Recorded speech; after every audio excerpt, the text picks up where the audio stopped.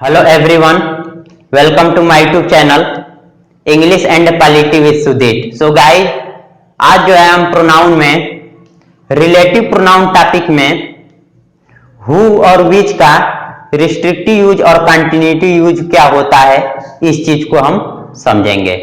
और इनको पढ़ने से पहले हम थोड़ी सी क्लास के बारे में जानकारी हासिल कर लेते हैं। उसके बाद हम जो है हमारा रिस्ट्रिक्टिव और नॉन रिस्ट्रिक्टिव क्लाज क्या होता है, इस चीज को हम समझेंगे। तो अगर हम बात करें क्लाज की, तो क्लाज हमारा जो होता है, या क्लाज की अगर हिंदी बात करें तो हिंदी होता है उपवाक्य।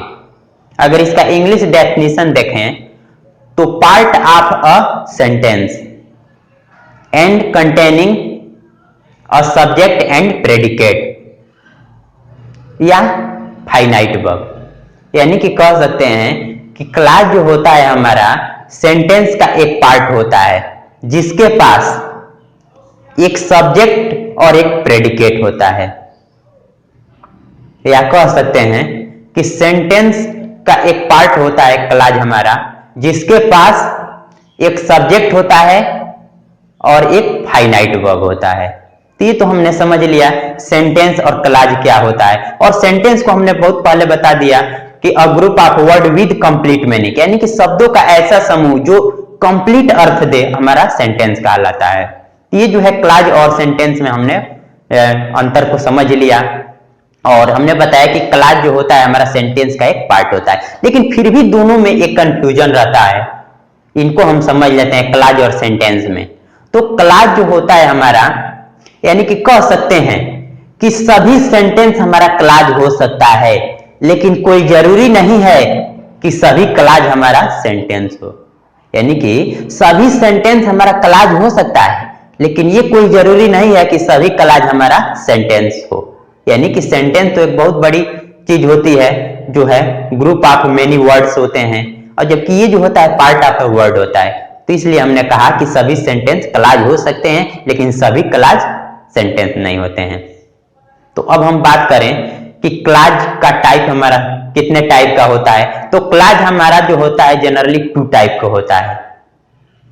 एक होता है हमारा प्रिंसिपल क्लाज, जिन्हें हम मेन क्लाज या इंडिपेंडेंट क्लाज कहते हैं, और दूसरा हमारा होता है सबऑर्डिनेट क्लाज, जिन्हें डिपेंडेंट क्लाज कहते हैं। तो अब हम बात करें कि इंडिपेंडेंट क्लाज, मेन क्लाज या प्रिंसिपल क्लाज क्या होता है। तो अब इनकी अगर हम बात करें तो प्रिंसिपल क्लाज हमारा होता है, इनके पास होता है सेंटेंस का मेन वर्ब होता है। यानी कि प्रिंसिपल क्लाज के पास सेंटेंस का मेन वर्ब होता है, और ये जो होता है अपने अर्थ के लिए किसी दूसरे क्लाज पर निर्भर नहीं रहते हैं। ये अपने अर्थ के लिए किसी दूसरे क्लाज पर निर्भर नहीं रहते हैं, या कह सकते हैं ये अपने अर्थ के लिए सेल्फ सफिशिएंट क्लाज होते हैं। ये सेल्फ सफिशिएंट क्लाज कहते हैं इन्हें, क्योंकि ये जो होते हैं अपने अर्थ के लिए किसी दूसरे क्लाज पर निर्भर नहीं रहते हैं। अगर हम यही बात करें सबऑर्डिनेट क्लाज की या इंडिपेंडेंट जो है या डिपेंडेंट क्लाज की, अगर हम यही बात करें सबऑर्डिनेट क्लाज या डिपेंडेंट क्लाज की, तो ये जो होते हैं ये अपने अर्थ के लिए मेन क्लाज पर निर्भर रहते हैं, या अपने अर्थ के लिए ये जो है सबऑर्डिनेट क्लाज अपने अर्थ के लिए प्रिंसिपल क्लाज पर निर्भर रहते हैं। और हम सबऑर्डिनेट क्लाज जो होता है हमारा 3 टाइप में होता है, एक नाउन क्लाज, दूसरा एडजेक्टिव क्लाज और तीसरा एडवर्ब क्लाज। पहले हम इस चीज को जो है एक बार और रिवाइज करके फिर समझते हैं। अब क्लाज का हिंदी हमारा होता है उपवाक्य, पार्ट ऑफ अ सेंटेंस, यानी कि एक सेंटेंस का एक अंश, पार्ट, एंड कंटेनिंग, जिसके पास जो क्या होता है एक सब्जेक्ट और एक प्रेडिकेट होता है, या कह सकते हैं और कि एक सब्जेक्ट या एक फाइनाइट वर्ब होता है। अब हम बात करें काइंड्स ऑफ क्लाज की, तो principal clause, main clause, independent clause. समझने के लिए हमने आईसी, एमसी, पीसी लिख दिया, क्योंकि सेंटेंस में हमें लिखना पड़ेगा जगह जगह, इसलिए हमने इनका नाम दे दिया। तो अब हम ध्यान रखेंगे कि हमने कहा, अब देख रहे हैं कि प्रिंसिपल क्लाज के लिए समझने के लिए एक सेंटेंस देखें, दे रेस्टेड व्हेन इवनिंग केम। अब हम ध्यान देंगे कि हमने कहा कि प्रिंसिपल क्लाज में सेंटेंस का मेन वर्ब होता है, तो ये जो है हमारा मेन वर्ब हुआ, और हमने कहा कि ये जो होते हैं सेल्फ सफिशिएंट अपने अर्थ को लेकर के होते हैं। तो अब यहां देख रहे हैं कि दे रेस्टेड, उन्होंने आराम किया, तो ये जो है अपने आप में कंप्लीट मीनिंग दे रहा है। इनके बाद बताने की जरूरत नहीं है कि वो शाम को जो है इवनिंग के समय आने के बाद, ये सब बताने की जरूरत नहीं है। तो अभी देख रहे हैं कि ये हमारा जो है प्रिंसिपल क्लॉज हुआ। अब ध्यान देंगे कि व्हेन इवनिंग केम, अब यहां ध्यान देंगे हम कि ये जो होता है हमारा सब ऑर्डिनेट, ये जो होता है हमारा सब ऑर्डिनेट क्लॉज, ये सब ऑर्डिनेट कंजंक्शन होता है, ये हमारा सब ऑर्डिनेट कंजंक्शन, यानी कि व्हेन हमारा सब ऑर्डिनेट कंजंक्शन है। और हम ध्यान रखेंगे कि ये पूरी की पूरी बात हमारा जो क्या हुआ सबऑर्डिनेट क्लॉज, यानी कि सबऑर्डिनेट कंजंक्शन से स्टार्ट हुआ है, इसलिए ये सबऑर्डिनेट क्लॉज हुआ। अब हम आगे देखते हैं कि सबऑर्डिनेट क्लॉज और या डिपेंडेंट क्लॉज क्या होता है। अब सेंटेंस से समझते हैं कि ही वेंट टू मार्केट, उसने बाजार गया, and bought a costly wrist watch, और एक महंगी कलाई घड़ी खरीदी, that was stolen a few weeks later, जो कुछ हफ्ते बाद चोरी हो गई। अब इस बारी बारी से सेंटेंस देख रहे हैं कि तीनों आया हुआ है इसमें। अब हम ध्यान दे रहे हैं, ये हमने कहा कि ये जो है मेन वर्ब है, सेंटेंस का मेन वर्ब होता है। और ये हम पूरी बात अगर ध्यान दें तो ये जो होता है हमारा प्रिंसिपल क्लॉज हुआ। और यहां ध्यान देते हैं एंड हमारा जो हो रहा है कोऑर्डिनेट कंजंक्शन हुआ, ये हमारा कोऑर्डिनेट कंजंक्शन हुआ। कोऑर्डिनेट ध्यान रखेंगे, कंजंक्शन नहीं पढ़ते, कंजंक्शन पढ़ते हैं। ये जो है हमारा कोऑर्डिनेट कंजंक्शन हुआ। अब हम ध्यान देते हैं ये पूरी की पूरी बात अगर कोऑर्डिनेट कंजंक्शन से स्टार्ट हुआ है तो ये पूरी की पूरी बात हम ध्यान देंगे तो ये हमारा कोऑर्डिनेट क्लॉज हुआ, जो अभी हम समझेंगे कोऑर्डिनेट क्लॉज क्या होता है। कोऑर्डिनेट क्लॉज हुआ, ये पूरी की पूरी बात and bought a costly wrist watch एक कोऑर्डिनेट कंजंक्शन से स्टार्ट हुआ है, इसलिए यह and bought a costly wrist watch पूरी ये कोऑर्डिनेट कंजंक्शन हुआ। अब यहां ध्यान दे रहे हैं that was stolen a few weeks later, तो अब हम ध्यान देंगे कि यहां दैट जो है हमारा सबऑर्डिनेट कंजंक्शन हुआ, सबऑर्डिनेट कंजंक्शन। ये जो है हम बोल दे रहे हैं सबऑर्डिनेट कंजंक्शन, नहीं दिखे तो कोई बात नहीं, सबऑर्डिनेट कंजंक्शन हमने लिखा है। अब सबऑर्डिनेट कंजंक्शन से बना क्लॉज हमारा जो होता है सबऑर्डिनेट क्लॉज हुआ, एससी हमने लिख दिया सबऑर्डिनेट क्लॉज। अब इनका अर्थ देख रहे हैं, हमने कहा कि सबऑर्डिनेट क्लॉज जो होते हैं अपने अर्थ के लिए प्रिंसिपल क्लॉज पर निर्भर रहते हैं। तो अब यहां से ध्यान दें, प्रिंसिपल क्लॉज में हमारा क्या आया हुआ है, ही वेंट टू मार्केट, उसने बाजार गया। अब यहां देख रहे हैं कि सबऑर्डिनेट क्लॉज हुआ या that was stolen a few weeks later, यानी कि जो है जो कुछ हफ्ते बाद चोरी हो गया। तो क्या यह प्रिंसिपल क्लॉज इसके अर्थ को कंप्लीट कर रहा है सबऑर्डिनेट क्लॉज को? नहीं। तो अब ये देख रहे हैं हम कि and bought a costly wrist watch, उन्होंने जो क्या एक महंगी कलाई घड़ी खरीदी। तो अब ये जो देख रहे हैं कि ये सबऑर्डिनेट क्लॉज के अर्थ को कोऑर्डिनेट क्लॉज पूरा कर रहा है। इसी बात को समझना मेन जो है सबसे बड़ी डिफरेंट होता है कि सबऑर्डिनेट क्लॉज के अर्थ को कोऑर्डिनेट क्लॉज पूरा कर रहा है, जबकि हमने कहा कि जो है सबऑर्डिनेट क्लॉज अपने अर्थ के लिए प्रिंसिपल क्लॉज पर निर्भर रहता है। तो इसी चीज को हम समझते हैं कि कोऑर्डिनेट क्लॉज हमारा कोऑर्डिनेट क्लॉज हमारा सबऑर्डिनेट क्लॉज और प्रिंसिपल क्लॉज दोनों होता है। यही मेन डिफरेंट होता है कि हमारा सबऑर्डिनेट जो है, ध्यान रखेंगे कि कोऑर्डिनेट क्लॉज जो होता है हमारा ये प्रिंसिपल क्लॉज भी होता है और सबऑर्डिनेट क्लॉज भी होता है। तो अब यहां जो है हमारा ध्यान रखेंगे कोऑर्डिनेट क्लॉज कैसे काम कर रहा है। कोऑर्डिनेट क्लॉज हमारा जो है प्रिंसिपल क्लॉज की तरह कार्य कर रहा है। तो यही न बताएगा कि that was stolen a few weeks later, क्या चोरी हो गया एक हफ्ते बाद। तो ये जो है बता रहा है कि जो है वो एक महंगी कलाई घड़ी खरीदी थी। तो यही बता रहा है कि कोऑर्डिनेट क्लॉज हमारा प्रिंसिपल क्लॉज, यानी कि हमने यही बताया कि जो है हमारा कोऑर्डिनेट क्लॉज जो होता है सबऑर्डिनेट क्लॉज भी होता है और प्रिंसिपल क्लॉज भी होता है। तो अभी हम इसकी और डिटेल चर्चा करेंगे। अब देख रहे हैं कि टाइप्स ऑफ सबऑर्डिनेट क्लॉज। तो सबऑर्डिनेट क्लॉज हमारा तीन टाइप में होता है, एक नाउन क्लॉज, दूसरा एडजेक्टिव क्लॉज और तीसरा एडवर्ब क्लॉज। तो अब नाउन क्लॉज में हमारा होता है कि जिनमें एक सब्जेक्ट और एक प्रेडिकेट होता है, या कह सकते हैं जिनमें एक सब्जेक्ट और एक फाइनाइट वर्ब होता है। और हम ध्यान रखेंगे कि नाउन क्लॉज हमारा जो है नाउन की तरह कार्य करता है, और एडजेक्टिव क्लॉज की अगर हम बात करें तो इनमें एक सब्जेक्ट होता है, एक प्रेडिकेट होता है, या कह सकते हैं कि इनमें एक सब्जेक्ट होता है, एक फाइनाइट वर्ब होता है।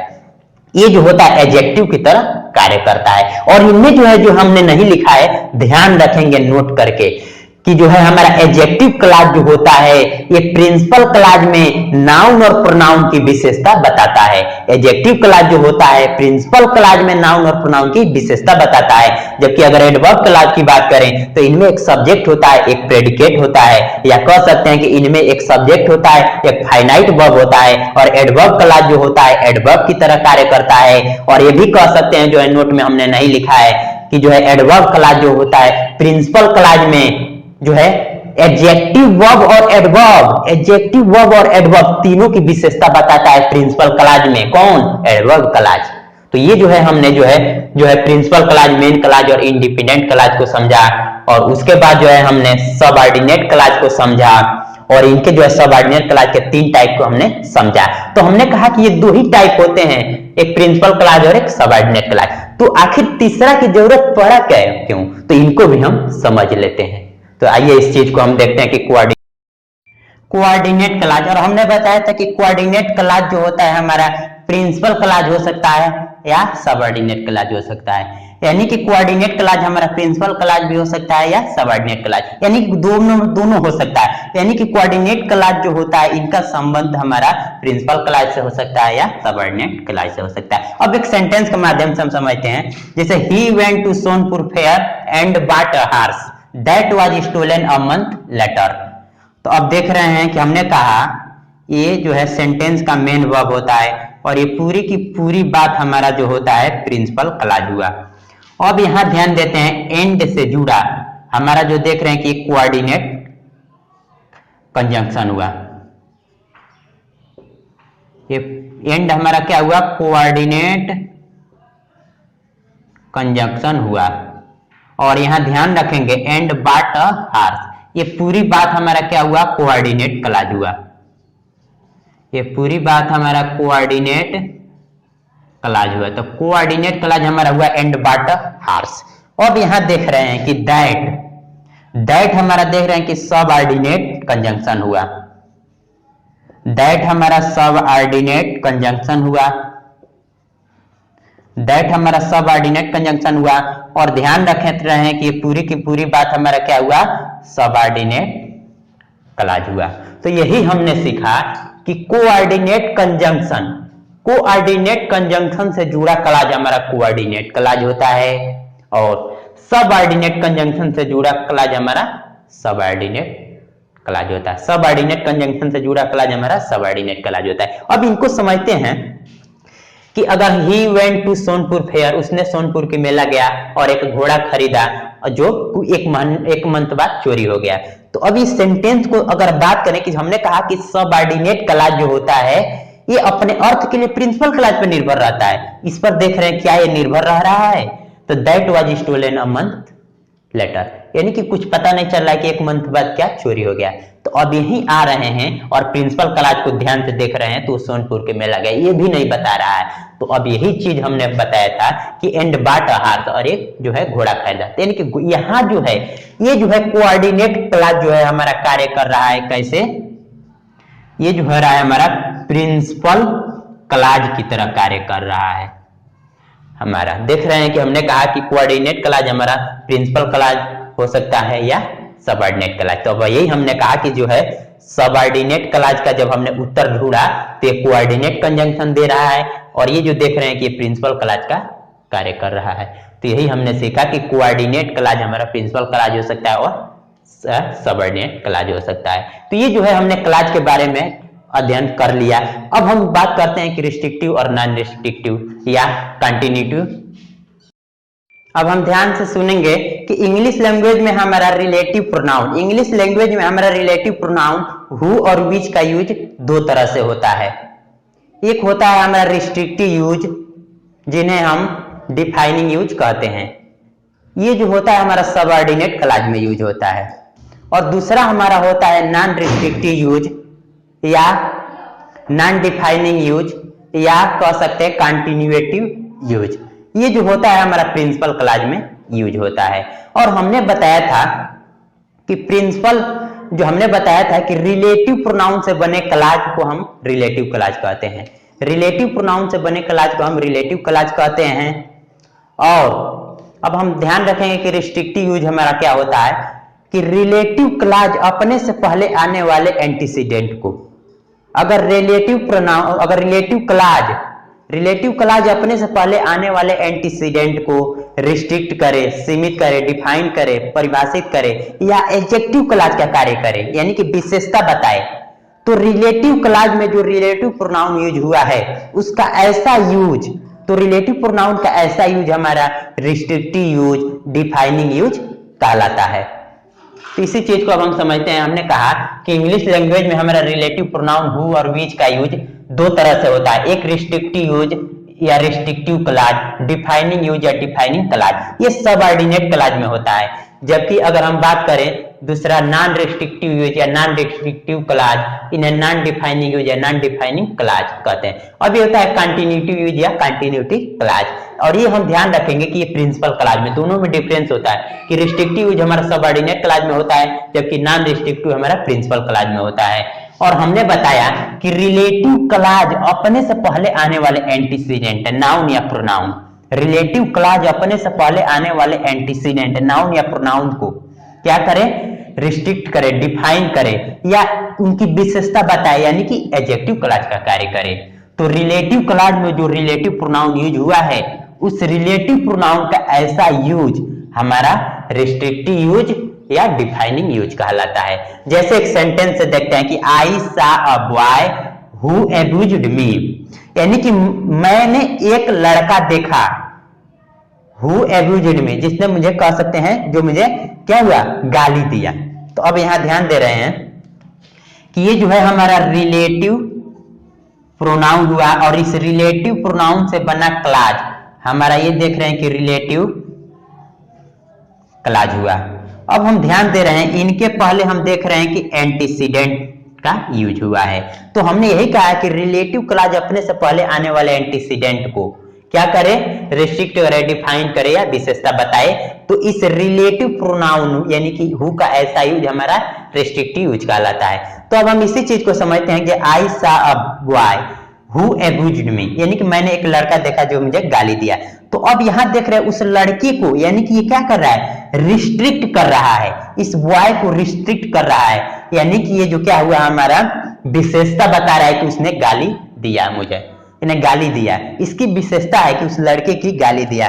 तो ये जो है हम देख रहे हैं कि ये जो है ये बॉय को, ये पूरी की पूरी बात जो है यानी कि बॉय को क्या कर रहा है, रिस्ट्रिक्ट कर रहा है। ये पूरी बात बॉय को रिस्ट्रिक्ट कर रहा है या कह सकते हैं एडजेक्टिव क्लॉज का कार्य कर रहा है, विशेषता बता रहा है कि गाली देने का एडजेक्टिव क्लॉज का कार्य कर रहा है। इसी तरह से अब हम देख रहे हैं कि he bought a bike which was old. अब देख रहे हैं ध्यान से कि ये जो है हमारा रिलेटिव प्रोनाउन हुआ, रिलेटिव प्रोनाउन हुआ और इस रिलेटिव प्रोनाउन से बना क्लॉज हमारा रिलेटिव क्लॉज हुआ। अब ध्यान दे रहे हैं कि ये जो बाइक हमारा क्या हुआ, एंटीसीडेंट हुआ, बाइक हमारा एंटीसीडेंट हुआ। तो यही जो कहा रहा है कि ही बॉट अ बाइक, यानी कि वह उसने एक जो है बाइक खरीदा जो क्या है, पुराना है। तो ये जो है यही तो बात है कि उसको रिस्ट्रिक्ट कर रहा है। तो अब ये जो है पुराना है, उसको क्या कर रहा है, यानी इस बाइक को, यानी कि इस एंटीसीडेंट बाइक को ये पूरी बात क्या कर रहा है, रिस्ट्रिक्ट कर रहा है कि वो क्या कर रहा है, जो है पुरानी है, रिस्ट्रिक्ट कर रहा है, जिन्हें हम कह सकते हैं एडजेक्टिव क्लॉज का कार्य कर रहा है। तो ये जो है दो सेंटेंस से हमने समझा कि जो है अगर रिलेटिव क्लॉज अपने से पहले आने वाले एंटीसीडेंट को क्या कर रहे, रिस्ट्रिक्ट करे, डिफाइन करे या एडजेक्टिव क्लॉज का कार्य करे, तो रिलेटिव प्रोनाउन का ऐसा यूज हमारा जो क्या कहता है, रिस्ट्रिक्टिव यूज कहलाता है। तो ध्यान देंगे यहाँ हु रिलेटिव प्रोनाउन का यूज कैसा हुआ है, रिस्ट्रिक्टिव यूज हुआ है। और यहाँ विच रिलेटिव प्रोनाउन का कैसा यूज हुआ है? रिस्ट्रिक्टिव यूज हुआ है, जो दोनों जगह क्या कर रहा है? एडजेक्टिव क्लॉज का कार्य कर रहा है। और भी हम दो सेंटेंस को लेकर के समझते हैं। अब यहाँ ध्यान रखें कि ये इंडेफिनिट आर्टिकल है, ये इंडेफिनिट आर्टिकल है। तो अब और दो सेंटेंस हम समझते हैं।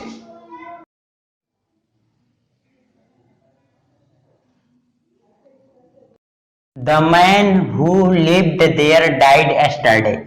This is the man who has stolen my watch. अब हम देख रहे हैं कि ये जो है हमारा रिलेटिव प्रोनाउन हुआ, और इस रिलेटिव प्रोनाउन से बना क्लॉज हमारा क्या हुआ? रिलेटिव क्लॉज हुआ। और ये देख रहे हैं कि ये हमारा एंटीसीडेंट हुआ, और ये जो है हमारा डेफिनिट आर्टिकल हुआ। तो अब हम ध्यान देंगे कि हमने कहा कि जो रिलेटिव क्लॉज अपने से पहले आने वाले एंटीसीडेंट को क्या करे? रिस्ट्रिक्ट करे, डिफाइन करे और एडजेक्टिव क्लॉज का कार्य करे। तो अब हम देख रहे हैं कि द मैन यानी कि एंटीसीडेंट हु लिव्ड देयर, यानी कि रिलेटिव क्लॉज जो क्या कर रहा है? इस एंटीसीडेंट की विशेषता बता रहा है। हु लिव्ड देयर, जो यहाँ रहता है, जो यहाँ जो है इसकी विशेषता बता रहा है। तो अब हम ध्यान देंगे कि इनको जो क्या कर रहा है, जो है मैन को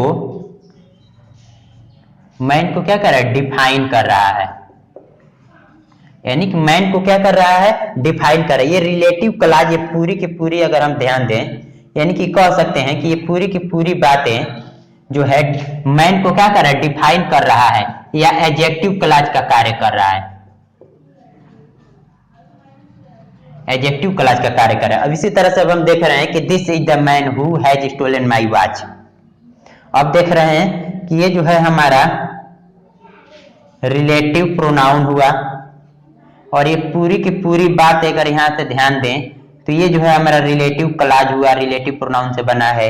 और ये जो देख रहे हैं कि एंटीसीडेंट हुआ, ये हमारा एंटीसीडेंट हुआ, और ये जो है हमारा डेफिनिट आर्टिकल है। और एक बात हम जानते हैं कि डेफिनिट आर्टिकल है तो ये जो है डेफिनिट बताएगा, यानी कि डिफाइन करेगा। डेफिनिट आर्टिकल है तो डिफाइन करेगा, डेफिनिट आर्टिकल है तो क्या करेगा? डिफाइन करेगा। तो ये जो है डिफाइन करेगा। तो अब हम देख रहे हैं कि this is the man who has stolen my watch. तो अब हम देख रहे हैं इस मैन को क्या कर रहा है? डिफाइन कर रहा है। ये जो है हमारी पूरी की पूरी बातें जो क्या कर रही है, ये यहां भी देख रहे हैं कि पूरी की पूरी बातें मैन को क्या कर रहा है? डिफाइन कर रहा है।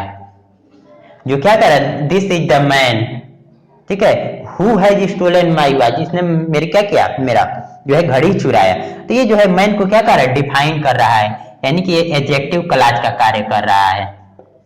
एडजेक्टिव क्लॉज का कार्य कर रहा है। तो यही हमने कहा कि रिलेटिव क्लॉज अपने से पहले आने वाले एंटीसीडेंट को रिस्ट्रिक्ट करे, यानी कि एडजेक्टिव क्लॉज का कार्य करे, डिफाइन करे यानी एडजेक्टिव क्लॉज का कार्य करे। तो रिलेटिव क्लॉज में प्रयुक्त रिलेटिव प्रोनाउन का ऐसा use restrictive use, defining use, या रिस्ट्रिक्टिव क्लॉज या डिफाइनिंग क्लॉज कहलाता है। तो अब हम ध्यान देंगे कि रिस्ट्रिक्टिव तो हो गया, लेकिन अब यहां एक बात ध्यान रखेंगे कि ये जो है पूरी बातें ये रिस्ट्रिक्टिव क्लॉज कहलाएगा। ये पूरी बातें रिस्ट्रिक्टिव क्लॉज कहलाएगा। क्यों?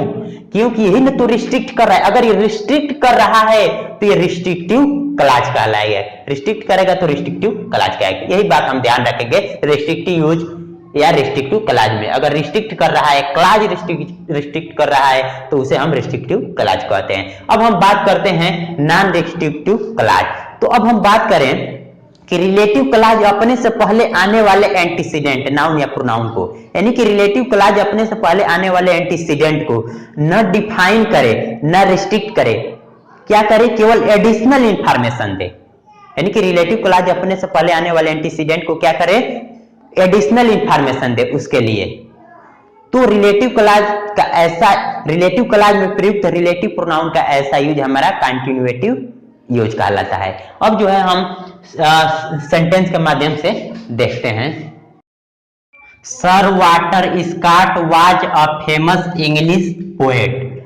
Sir Walter Scott was a famous English poet. ये जो है स्कॉटलैंड के थे। Who wrote many novels. अब हम ध्यान देंगे क्यों कि अब हम ध्यान देंगे कि कामा लगा है, तो कामा जो लगा होता है वो कंटिन्यूटी यूज में होता है, जबकि रेस्ट्रिक्टिव यूज में हमारा क्या होता है, कामा नहीं लगता है। तो हम अभी बताएंगे इस चीज को, लेकिन अब हम ध्यान दे रहे हैं कि ये जो है हमारा रिलेटिव प्रोनाउन हुआ, और इस रिलेटिव प्रोनाउन से बना क्लॉज हमारा क्या हुआ, रिलेटिव क्लॉज हुआ। तो अब हम ध्यान दे रहे हैं इनके पहले ये जो है हमारा पोएट जो क्या हुआ, एंटीसीडेंट हुआ। तो अब हम ध्यान दे रहे हैं कि ये जो है दोनों जो है, अब देख रहे हैं कि sir Walter Scott was a famous English poet who wrote many novels, ये दोनों स्वतंत्र हैं एक। तो अब हम ध्यान देंगे कि जो इस पोएट को क्या कर रहा है, इस पोएट क्या जो है क्या कर रहा है, ना रिस्ट्रिक्ट कर रहा है ना डिफाइन कर रहा है, जबकि इनके बारे में एडिशनल इंफॉर्मेशन दे रहा है। यानी कि sir Walter Scott was a famous English poet, तो इस पोएट के बारे में क्या कर रहा है, एडिशनल इंफॉर्मेशन ये दे रहा है कि उन्होंने जो क्या किया, मानी कि कई नोवेल्स लिखा, कई नोवेल्स लिखा। तो ये जो है एडिशनल इंफॉर्मेशन दे रहा है इस पोएट के बारे में। तो इस जो है ध्यान दे रहे हैं, ये पोएट के बारे में एडिशनल इंफॉर्मेशन बता रहा है। कौन बता रहा है, ये क्लॉज। ये पूरी की पूरी बातें अगर हम ध्यान देते, इस पोएट के बारे में एडिशनल इंफॉर्मेशन दे रहा है, एडिशनल इंफॉर्मेशन बता रहा है कि उन्होंने जो क्या किया, कई नोवेल्स लिखे। अब देख रहे हैं कि I have seen my friend, यानी कि मैंने अपने दोस्त को देखा, who recognised me at once, जिसने मुझे तुरंत पहचान लिया। अब ध्यान दे रहे हैं कि दोनों तो ये तो स्वतंत्र सेंटेंस है, लेकिन फिर भी अगर हम ध्यान दें, अगर ये देख रहे हैं कि रिलेटिव प्रोनाउन हुआ, ठीक है, तो ये रिलेटिव प्रोनाउन एडिशनल इंफॉर्मेशन दे रहा है, इसलिए ये क्या हुआ, कंटिन्यूटी यूज में हुआ। तो ये जो है अगर हम ध्यान दें कि कंटिन्यूटी यूज में हुआ, तो इसलिए कंटिन्यूटी यूज में हुआ, तो ये नॉन डिफाइनिंग क्लॉज हुआ। ये क्या करे, एक क्लॉज क्या कर रहा है, एक क्लॉज क्या कर रहा है, एडिशनल इंफॉर्मेशन दे रहा है, इसलिए इसे एक क्लॉज को हम क्या कहेंगे, इस क्लॉज को जो है नॉन डिफाइनिंग क्लॉज कहेंगे। अब यहां भी रिलेटिव प्रोनाउन हुआ। अब ध्यान देंगे, ये पूरी की पूरी बातें रिलेटिव प्रोनाउन से बना क्लॉज हमारा रिलेटिव क्लॉज हुआ। अब यहां भी देख रहे हैं, ये जो है हमारा एंटीसीडेंट हुआ, ये हमारा क्या हुआ, एंटीसीडेंट हुआ। तो अब ये पूरी क्लॉज क्या कर रहा है, इस फ्रेंड को क्या कर रहा है, एडिशनल इंफॉर्मेशन बता रहा है इस फ्रेंड के बारे में कि जो who recognised me at once, उन्हें मुझे तुरंत पहचान लिया। तो ये जो क्या कर रहा है, एडिशनल इंफॉर्मेशन बता रहा है। ये जो है हमारा पूरी बातें फ्रेंड के बारे में क्या कर रहा है, एडिशनल इंफॉर्मेशन बता रहा है, एडिशनल इंफॉर्मेशन। तो जहां भी एडिशनल इंफॉर्मेशन अगर क्लॉज बताए, तो क्लॉज हमारा जो है कंटिन्यूटी यूज में हुआ, और वो हमारा जो है नॉन डिफाइनिंग क्लॉज होता है। अब यहां देख रहे हैं कि he has bought a car which is white, ये कैसी बात हुई, कार तो कैसे भी हो सकता है, लाल, काला, सफेद, जबकि ये व्हाइट की बात कर रहा है। यानी कि जरूर बात है कि ये एडिशनल इंफॉर्मेशन दे रहा है। ध्यान देंगे कैसे, he has bought a car, ये जो जानते हैं कि हमारा एडिशनल इंफॉर्मेशन हुआ, और या कह सकते हैं ये हमारा एंटीसीडेंट हुआ, और ये हमारा रिलेटिव प्रोनाउन हुआ, और रिलेटिव प्रोनाउन से बना क्लॉज हमारा रिलेटिव क्लॉज हुआ। तो अब हम देख रहे हैं कि इस कार के बारे में एडिशनल इंफॉर्मेशन कौन दे रहा है, ये रिलेटिव क्लॉज दे रहा है। तो विच इज व्हाइट, जो क्या है, सफेद है। तो यही तो हम कह रहे हैं कि कार जो है, यानी कि कहने का मतलब है, समझेंगे यहां पर इस बात को कि कार तो हमारा कैसे भी हो सकता है, सफेद हो सकता है, काला हो सकता है, लाल हो सकता है, कैसे भी हो सकता है, लेकिन एडिशनल इंफॉर्मेशन दे रहा है कि वो क्या है, व्हाइट है। तो कोई जरूरी थोड़ी है कि कार व्हाइट होता है। इस वजह से क्या हुआ, ये जो है एडिशनल इस कार के बारे में एडिशनल इंफॉर्मेशन दे रहा है। He has bought a car, उसने एक कार खरीदी जो क्या है, व्हाइट है। तो ये जो है विच इज व्हाइट, जो क्या है, कार के बारे में एडिशनल इंफॉर्मेशन दे रहा है। तो यही हम कहेंगे कार के बारे में एडिशनल इंफॉर्मेशन कौन दे रहा है, एडिशनल इंफॉर्मेशन दे रहा है। तो यही जो है हम ध्यान दें कि विच का इस रिलेटिव क्लॉज में विच का ऐसा यूज हमारा क्या कहलाता है, नॉन डिफाइनिंग यूज है, नॉन डिफाइनिंग क्लॉज कहलाता है, यानी कि नॉन डिफाइनिंग यूज कहलाता है। विच जो है नॉन डिफाइनिंग यूज हुआ, और जबकि ये पूरी की पूरी बातें अगर ध्यान दें तो नॉन डिफाइनिंग क्लॉज हुआ। यही चीज ध्यान रखना है कि अगर विच जो है हमारा जो क्या है, विच जो है नॉन डिफाइनिंग यूज है, और ये पूरी की पूरी क्लॉज वाली बात क्या हुई हमारा जो है नॉन डिफाइनिंग क्लॉज कहलाता है। तो यही हमने कहा कार के बारे में एडिशनल इंफॉर्मेशन बता रहा है। तो ये तो जो है हमने सेंटेंस के माध्यम से कोशिश किया समझने का। अब हम एनालिसिस करेंगे कि दोनों में क्या डिफरेंस है जो हमने पढ़ा, उस चीज को हम लिख करके समझाते हैं। रेस्ट्रिक्टिव यूज और कंटिन्यूएटिव यूज। अब हम ध्यान देंगे, इनमें पहला होता है रेस्ट्रिक्टिव यूज में, देख रहे हैं कि एंटीसीडेंट और रिलेटिव प्रोनाउन के बीच कामा का यूज नहीं करते। हमने पहला डिफरेंस दिया देखा रेस्ट्रिक्टिव यूज में कि एंटीसीडेंट और रिलेटिव प्रोनाउन के बीच में हमने कामा का यूज नहीं किया, जबकि जो एंटीसीडेंट और रिलेटिव प्रोनाउन के बीच में हमने कामा का यूज किया था कंटिन्यूएटिव यूज में। और हमने बताया था कि रिलेटिव क्लॉज जो होता है हमारा एडजेक्टिव क्लॉज की तरह कार्य करता है, और ये सबऑर्डिनेट क्लॉज होता है। हमने बताया था कि अगर जो है रिलेटिव क्लॉज हमारा एडजेक्टिव क्लॉज की तरह कार्य करता है, और ये जो होता है सबऑर्डिनेट क्लॉज होता है, और इसमें जो है रिलेटिव क्लॉज यानी कंटिन्यूएटिव यूज में हमारा रिलेटिव क्लॉज जो होता है कोऑर्डिनेट क्लॉज की तरह कार्य करता है, और वो सदैव प्रिंसिपल क्लॉज होता है। और पहले इससे पहले जब हमने क्लॉज बताया था तो उसमें हम बताए थे कि कोऑर्डिनेट क्लॉज जो होता है हमारा प्रिंसिपल होता है और सबऑर्डिनेट होता है, जबकि कंटिन्यूएटिव यूज में सदैव हमारा रिलेटिव क्लॉज कैसा होता है, प्रिंसिपल क्लॉज होता है। ये जो है अगर कुछ छूट भी जा रहा है तो इनसे आप समझ सकते हैं, हमने सारी चीज यहां लिख दिया है। अब यहां इनमें सेंटेंस हमारा कॉम्प्लेक्स सेंटेंस बनता है, और इनमें जो होता है सेंटेंस हमारा कंपाउंड सेंटेंस बनता है। तो कंपाउंड सेंटेंस बनता है तो एक बात यहां ध्यान रखेंगे कि ये जो होते हैं फ्री होते हैं, बोथ सेंटेंस है, यानी कि ये जो है फ्री, यानी कि दोनों सेंटेंस जो हमारा जो बनता है दो पार्ट में, वो जो क्या होते हैं एक दूसरे से फ्री स्वतंत्र होते हैं, तो ये बोथ फ्री सेंटेंसेस हो जाता है। अब एक बात यहां ध्यान रखेंगे कि हु और विच के जगह पर हम and, he, and, she, and, they का यूज आवश्यकता अनुसार चाहे तो कर सकते हैं। यानी कि जो है नोट में हम देख रहे हैं कि हु और विच के जगह पर हम चाहे तो आवश्यकता अनुसार and, he, and, she, and, they का कर सकते हैं। अब हम देख रहे हैं कि एक एग्जांपल हम देख रहे हैं कि the boy who had come, यानी कि the boy who had came here लिखा है, the boy who had came here was my friend. तो इनको चाहे तो हम दूसरे शब्दों में भी तो लिख सकते हैं। तो अब यहां देख रहे हैं इनको चाहे तो हम दूसरे तरह से भी लिख सकते हैं, यानी कि हम जो है अब ये देख रहे हैं, ध्यान से देखेंगे तो ये जो है हमारा रिलेटिव प्रोनाउन हुआ, और ये जो हुआ हमारा एंटीसीडेंट हुआ, और ये जो है रिलेटिव प्रोनाउन से बना क्लॉज, ये पूरा हमारा क्या हुआ, रिलेटिव क्लॉज हुआ। और एक चीज हमने बताया था कि अब हमने बताया था कि रिलेटिव क्लॉज, ध्यान से सुनेंगे, अगर उस समय वहां नहीं सुन पाए होंगे तो, रिलेटिव क्लॉज अपने से पहले आने वाले एंटीसीडेंट को रिस्ट्रिक्ट करे, डिफाइन करे, या एडजेक्टिव क्लॉज का कार्य करे, एडजेक्टिव क्लॉज का कार्य करे, विशेषता बताए। तो रिलेटिव क्लॉज में रिलेटिव प्रोनाउन, यानी यहां हु का यूज हुआ है, रिलेटिव क्लॉज में रिलेटिव प्रोनाउन का ऐसा यूज हमारा क्या कहलाता है, रेस्ट्रिक्टिव यूज कहलाता है। ठीक। और जो है क्लॉज की अगर हम बात करें, रिस्ट्रिक्टिव क्लॉज क्या होता है, तो यही चीजें ने पूरी जो है रिस्ट्रिक्ट कर रहा है, इस बॉय के बारे में डिफाइन कर रहा है, यानी कि बॉय के बारे में क्या कर रहा है, विशेषता बता रहा है, रिस्ट्रिक्ट कर रहा है।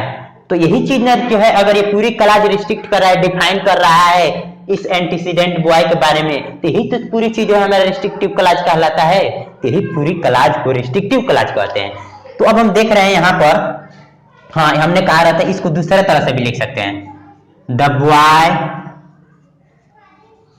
वाज माई फ्रेंड,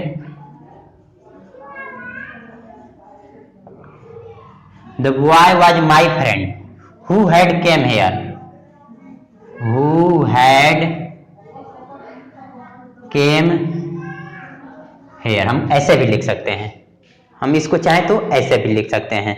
ठीक। तो अभी यहां भी देख रहे हैं कि ये जो है हमारा एंटीसीडेंट का कार्य किया, और ये हमारा रिलेटिव प्रोनाउन हुआ, और इनके बाद जो है हमारा जो है क्या हुआ, वर्ब हुआ। तो अब ये जो है वर्ब का देख रहे हैं कि ऑब्जेक्टिव केस में हो गया, तो अंतर तो ही है। तो हमें यहाँ ऑब्जेक्टिव केस में हमने इसको जो है यूज कर दिया, क्योंकि नहीं देख रहे हैं यहाँ पर, क्योंकि इनके बाद वर्ब आया हुआ है, ध्यान रखेंगे, इनको हमने सब्जेक्टिव केस में यूज कर दिया। अगर यहाँ सब्जेक्ट आता तो ऑब्जेक्ट हो जाता, लेकिन हम देख रहे हैं कि the boy was my friend who had came here, यानी कि सब्जेक्टिव केस में इस रिलेटिव प्रोनाउन को हमने पेश कर दिया। तो यही चीज तो हमने देखा कि दोनों बात में हमें कोई फर्क नहीं पड़ा। यहाँ भी रिलेटिव प्रोनाउन एंटीसीडेंट, और यहाँ भी हम देख रहे हैं कि ये रिलेटिव प्रोनाउन जो है हमारा सब्जेक्टिव केस में हुआ, और ये हमारा जो है वर्ब हुआ। तो ये जो है बात, यानी कि दोनों में कोई अंतर नहीं हुआ, दोनों वही चीज हुआ, relative pronoun antecedent verb, relative pronoun antecedent verb, subjective case, बात वही हुआ। लेकिन अब यहां ध्यान देंगे कि यहां जो है कंटिन्यूटी यूज में कि Henry Wordsworth Longfellow was a American poet who wrote some of life, ध्यान से देखेंगे कि Henry Wordsworth Longfellow was American poet, ये हमारा एंटीसीडेंट बता रहा है। और ये जो है देख रहे हैं कामा द्वारा, ध्यान रखेंगे कामा का यूज होता है कंटिन्यूटी यूज में, और ये हमारा रिलेटिव प्रोनाउन हुआ, और इनसे बना हमारा रिलेटिव क्लॉज हुआ। और हम ध्यान रखे हैं, बता रहे हैं कि इनके बारे में क्या कर रहा है, एडिशनल इंफॉर्मेशन दे रहा है, यानी कि इस पोएट के बारे में एडिशनल इंफॉर्मेशन दे रहा है कि उन्होंने सम ऑफ लाइफ लिखा। तो यही जो तो बता रहा है, एडिशनल इंफॉर्मेशन दे रहा है। हमने कहा था कि रिलेटिव क्लॉज अपने से पहले आने वाले एंटीसीडेंट को क्या करे, रिलेटिव प्रोनाउन अपने से पहले आने वाले एंटीसीडेंट के लिए क्या करे, एडिशनल इंफॉर्मेशन का काम करे। तो रिलेटिव क्लॉज में रिलेटिव प्रोनाउन जो यूज हुआ है, इनका यूज जो क्या कहलाता है, कंटिन्यूटी यूज कहलाता है। अगर ये पूरी की पूरी अगर हम बात ध्यान दें तो यही हमारा पूरी की पूरी रिलेटिव क्लॉज जो है क्या कहलाता है, हमारा अनडिफाइनिंग क्लॉज कहलाता है। यही चीज हम ध्यान रखेंगे, थोड़ी सी ध्यान देंगे तो सारी चीज समझ जाएंगे, क्लॉज कब कहेंगे, यूज कब कहेंगे। अब यहां हम ध्यान दे रहे हैं, the travellers who knew about the floods took another road. अब ध्यान देंगे, the travellers who knew about the flood took another road, यानी कि जो यात्री who knew about the flood, यानी कि बाढ़ के बारे में जानते थे, टुक अनदर रोड, दूसरी रास्ता पकड़ लिए, यानी कि जो यात्री बाढ़ के बारे में जानते थे दूसरी रास्ता पकड़ लिए। तो क्या इसके अपोजिट भी हो सकता है कि जो नहीं जानते थे वो बाढ़ वाली रास्ता पकड़ लिए। ठीक, हमने समझा दिया। अब द ट्रेवलर्स, यहां देख रहे हैं कामा लगा तो कंटिन्यूटी यूज में हो गया, यानी कि जब सभी की बात की जा रही है, यानी कि सभी, यानी कि सब यात्री, who knew about the flood, यानी कि बाढ़ के बारे में जानते थे, टुक अनदर रोड, जो क्या किया उन्होंने, जो है सभी के सभी अपना रास्ता बदल दिए। तो हमने कहा एक चीज कि हु और विच की जगह पर हम and he, and she, and they का यूज कर सकते हैं। तो Henry Wordsworth Longfellow was a American poet, and he who, and he comma and he wrote some of life. अब यहां देखेंगे द ट्रेवलर्स, अब यहां हु की जगह पर हम क्या कर रहे हैं, and they knew about the floods to another. तो यही हमने कहा कि आवश्यकता अनुसार and he, and she, and they का यूज हम कर लेते हैं। तो ये जो है हमने जो है रेस्ट्रिक्टिव यूज को पढ़ा, और रेस्ट्रिक्टिव यूज का लाभ क्या होता है, डिफाइनिंग यूज हमने पढ़ लिया, और हमने बताया कंटिन्यूटी यूज, और जो है हमने बताया नॉन डिफाइनिंग यूज या नॉन डिफाइनिंग क्लॉज क्या होता है, ये भी हमने समझा दिया। लेकिन अब हम जो है कुछ रूल देख लेते हैं, जो है एक कंप्लीट इसका जो है हो जाएगा, एक रूल इन्हीं पर हम देख लेते हैं। हम देख रहे हैं कि अगर सेंटेंस में हम रूल देखेंगे कि हम सेंटेंस में अगर रिलेटिव प्रोनाउन का यूज ऑब्जेक्टिव केस में हो, अगर रिलेटिव प्रोनाउन का यूज ऑब्जेक्टिव केस में हो, और दूसरी बात रेस्ट्रिक्टिव यूज हो, जिनकी पहचान कामा नहीं होता है, तो हम चाहें तो इनको रिमूव कर सकते हैं। तो अब हम इनके लिए लिखेंगे, इनको जो है रिलेटिव प्रोनाउन को रिमूव कर सकते हैं। तो ये हो जाएगा he is the teacher, that को हटा सकते हैं, यू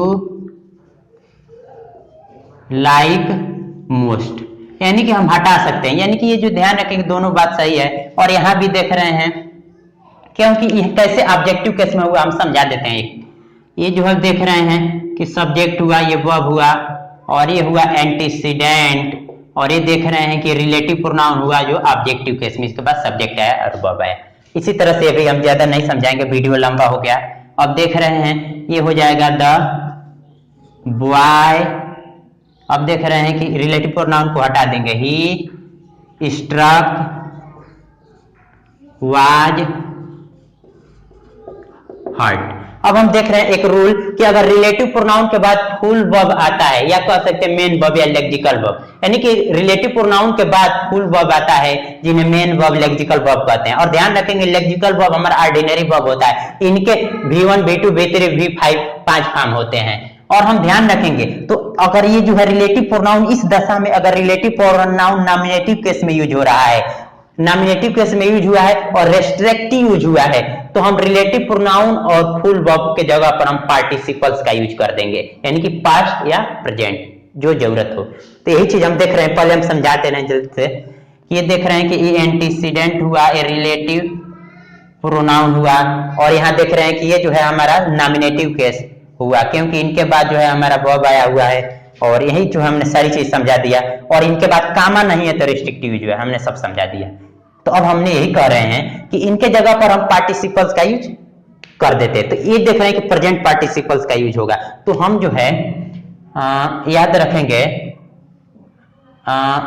यहां पर जो है हु इज प्लेइंग के जगह पर हम क्या करेंगे, केवल प्लेइंग रखेंगे।